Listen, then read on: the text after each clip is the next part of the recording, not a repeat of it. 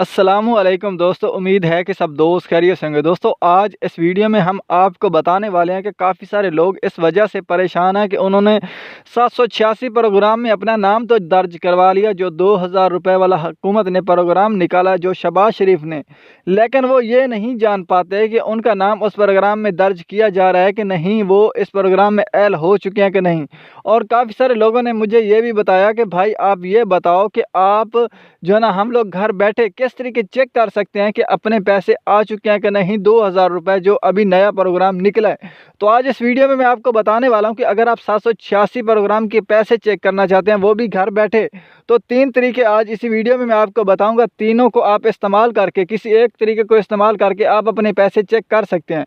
तो दोस्तों, आपने इसलिए इस वीडियो को ज़रूर एंड तक देखना है। अगर आपको ये वीडियो अच्छी लगे तो वीडियो को लाइक कर दें। अगर आपने अभी तक चैनल को सब्सक्राइब नहीं किया हुआ तो चैनल को भी सब्सक्राइब कर दें। तो चलिए दोस्तों, वीडियो शुरू करते हैं। सबसे पहले दोस्तों, मैं आपको बता दूं कि अगर आप 786 प्रोग्राम के पैसे चेक करना चाहते हैं तो इससे पहले ज़रूरी यह है कि आपने 786 प्रोग्राम में अपना नाम भी दर्ज करवाया हो और वो सही तरीके दर्ज करवाया हो। अगर आपने गलत तरीके दर्ज करवाया होगा तो फिर आपको पैसे नहीं मिलेंगे, और आप जब अपना नाम चेक करेंगे तो आपका नाम शो नहीं होगा, तो फिर आप जो ना मायूस हो जाएंगे। तो सबसे पहले आप सही तरीकाकार मैं आपको बता देता हूँ। अगर आपने बिल्कुल सेम उसी तरीके से अपना नाम अप्लाई किया हुआ है तो फिर आप अपने पैसे चेक करें, फिर आपको पता चल जाएगा रिजल्ट का कि आप इस प्रोग्राम में ऐड हैं कि नहीं। तो दोस्तों, सही तरीकाकार ये है कि जब आप अपना एसएमएस करते हैं शनाख्ती कार्ड नंबर लिख कर, तो वो एक औरत का होना चाहिए, मर्द का नहीं होना चाहिए। दूसरा नंबर ये है कि जब आप मैसेज में अपना शनाख्ती कार्ड टाइप करते हैं तो उसमें आपने डैश नहीं लगानी, बगैर डैश के आपने नंबर पूरा लिखना होता है और उसमें आपने कोई स्पेस भी नहीं देनी। तीसरा नंबर ये है कि जब आप एसएमएस करते हैं तो आपकी सिम में बैलेंस होना लाजमी है, क्योंकि जब आप एसएमएस करेंगे तो आपका बैलेंस कटता है। जब तक बैलेंस नहीं होगा तो आपका एसएमएस नहीं जाएगा।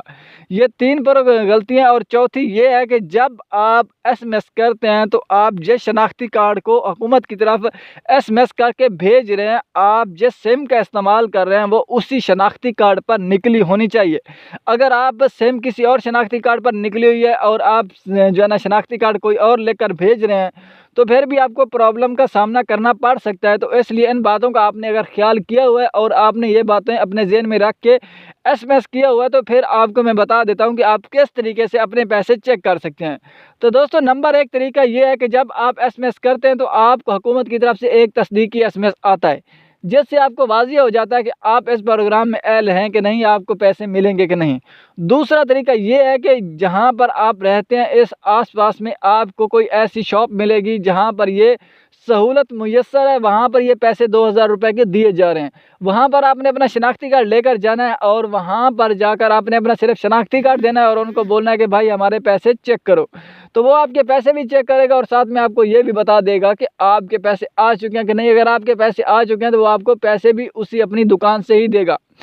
तो तीसरा नंबर ये है कि जब आप इधर नहीं जाते तो फिर आपको एचबीएल बैंक में जाना होगा, या तो आप सीधा ब्रांच में चले जाएं एचबीएल, वहाँ पर अपना शनाख्ती कार्ड दें, वहाँ पर भी आप चेकआउट कर सकते हैं। अगर वहाँ पर नहीं जाते तो फिर आप एटीएम मशीन में भी आप अपना शनाख्ती कार्ड नंबर डायल करके वहाँ पर भी चेक कर सकते हैं। तो दोस्तों, ये 3-4 तरीके इनके ज़रिए आप अपने पैसे चेक करना चाहते हैं तो कर सकते हैं। लेकिन अगर आप ऑनलाइन पोर्टल के ज़रिए चेक करना चाहते हैं तो फिलहाल के ज़रिए इसका नया पोर्टल अभी तक मुतारिफ नहीं करवाया गया।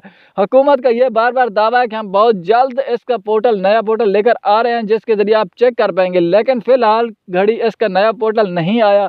तो आप इन 3-4 तरीकों से चेक कर सकते हैं जो मैंने अभी आपको बताया, और इसका कोई तरीकाकार नहीं है।